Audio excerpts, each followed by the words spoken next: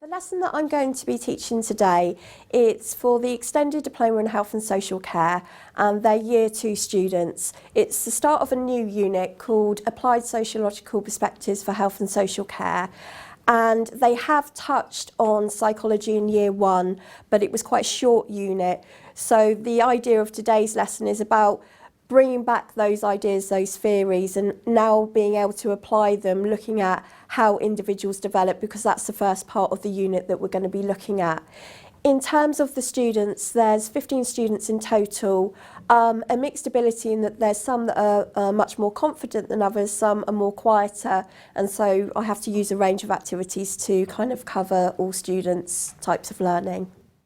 So what we're going to do in today's lesson is go over that psychodynamic approach. It's over a year ago that we looked at it, and we only kind of picked at certain features of it. So by the end of the lesson, you're going to be able to identify those key assumptions of Freud.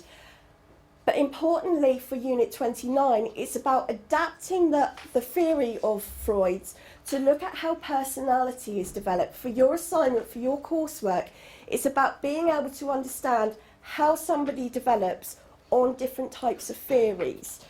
So, Freud, as Carol and Amy were saying, the psychodynamic approach, if you can remember, he had some quite weird and wonderful ideas. What I would like you to do on a post-it note is try and put down anything that you can remember at all about his theories, his ideas, whether that's keywords, anything at all that when you hear the word Freud, when you hear the word psychodynamic approach, it makes you think about. Jot your ideas on the post-it notes. Once you've done that, if you stick it on the whiteboard for me and we can have a look, you can speak to the person next to you if you can't remember, that's fine.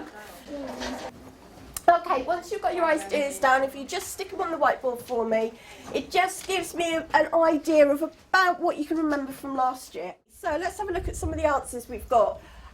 We've got dreams, relate to what the child may be fearful of.